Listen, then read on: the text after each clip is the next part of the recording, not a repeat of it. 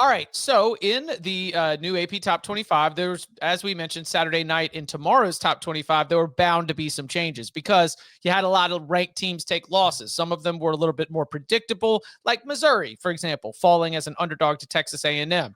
However, Washington's loss to Wisconsin, you out of here. But not so mean were the AP voters to Louisville and Virginia. I projected they could fall all the way out. Louisville falls just 5 spots to 19. The Virginia falls 8 spots down to number 20.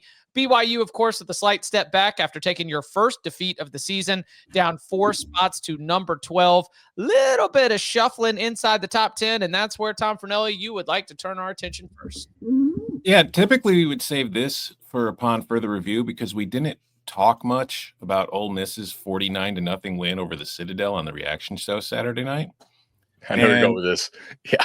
I don't like, obviously a lot of AP voters watched it and they were very impressed by what Ole Miss did to the Citadel, who is now 4-6. Here's a list of the people who on their AP ballots this weekend moved Ole Miss up for beating the Citadel while also moving Oregon down for winning on the road against Iowa, the top 20 team in the college football playoff rankings. Before you start reading their names, I want to make sure that I reiterate to the audience here that the following voters have met the both qualifications. Yes. Ole Miss up Yes. after a win against FCS the Citadel, Prince of Tides, Pat Conroy. Just means more. And also moved Oregon down. After a win. For winning on the road. An Iowa team that was ranked by the College Football Playoff Selection Committee by Mark D'Antonio at number 20. Now, to be clear, there are other voters who moved one up or Oregon down, but didn't do both. And there could easily be explanations for that. Like they just liked another team that they moved up and knocked Oregon down instead. But these are the ones who, like you said, Ole Miss up, Oregon down.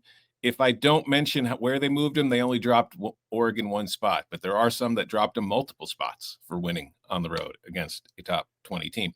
Craig Stevenson, who moved Ole Miss up and then moved Oregon down from 5 to 8 for winning.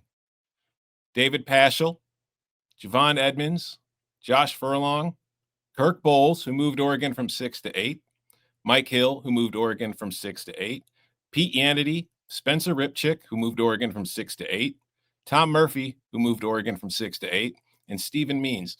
Gentlemen, I need to know why the win was so unimpressive that you all decided to move Oregon down while simultaneously moving Ole Miss up for beating an FCS team. I would really like an explanation for that because I can't find one unless you just really had the Citadel high in your power ratings going into the weekend. It does not make a whole hell of a lot of sense to me. And I would also ask, because if you look at where some of these voters are from, there's a certain geographic footprint for half of them. Now, Missouri was ranked 19th going into the week in the AP poll. Had Texas A&M gone on the road and beat Missouri by 3, would you have moved Texas A&M down out of your top 3? I'm just wondering, because that's what you did to Oregon. You moved them down 2 spots for winning. I'm just confused. So, all right. Do we think this is basically SEC bias or do we think this is them trying to match their votes to what the playoff rankings had? Because the playoff rankings had Oregon 9 and Ole Miss 6. I think it's partially playoff rankings. And I don't think it's as much SEC bias. I think it's Iowa bias. Nobody wants to think, because remember, this is the same poll that did not actually rank Iowa last week. So I think there's a feeling among a lot of voters that if you struggle to beat Iowa, which by the way, Indiana struggled to beat Iowa too. You're still putting them at number 2 on your ballot. Yeah, I know.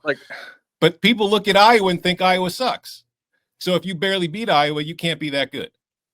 Meanwhile, if you beat like Mississippi State in double overtime, we're not going to move you down.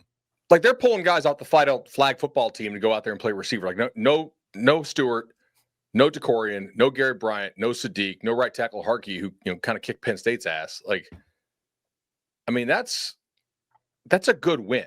Like, we'll see later. They actually dropped my playoff rating, so I had to adjust their power rating basically if they don't have those guys. Like, I think their chance to lose a game. But we shouldn't pre-punish them for losing those guys. Like, they went out and got the win. They ran for 250. Like, They were really physical and creative in the run game. I mean, Dante stepped up and threw absolute darts. Like that's crazy. In a weather game. Yeah. Right. Yes. It's absolute idiocy. There is no excuse for doing it. Like if you moved Oregon down, fine, but you're moving Ole Miss up for beating the Citadel? So the CBS Sports 136 should be live on cbssports.com pretty soon.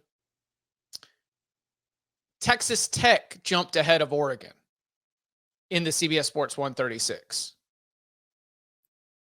So that Oregon moved down with a win in the same way, but it's like, to me, as I was writing up a response to the changes that the voters had put in, I was like, okay, we had Oregon at 5.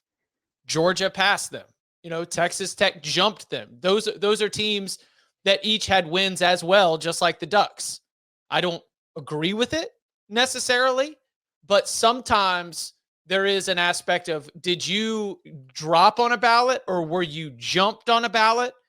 Ole Miss is indefensible, but there are other teams that are one-loss teams up inside the top 10 that if voters wanted to grab a hold of and sort of give a boost to, like if they are sitting there with all those teams together trying to figure out how to order them, then I could understand how Oregon might lose some of those tiebreakers. I don't think it's fair, but if you had Oregon ahead of Ole Miss, then watch that weekend play out and then reverse that order, then I think that is misguided extremely.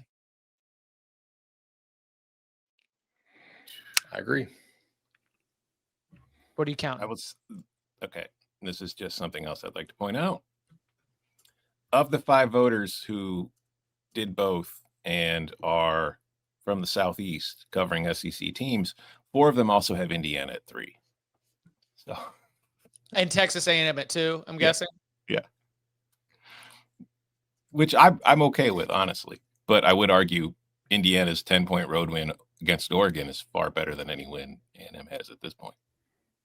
Haters, every single one of them. All right, anything else from across, aside from the egregious Citadel being more of a quality win than Iowa in the cold rain? Anything else from the rankings stand out to you? Just one little thing. I only looked at this ballot because this person had James Madison 15th, Alex Taylor, which I'm doing a lot of work for James Madison. Is it the Wyoming guy? Yeah. Okay. Yeah. So I have a lot of the beat writers memorized.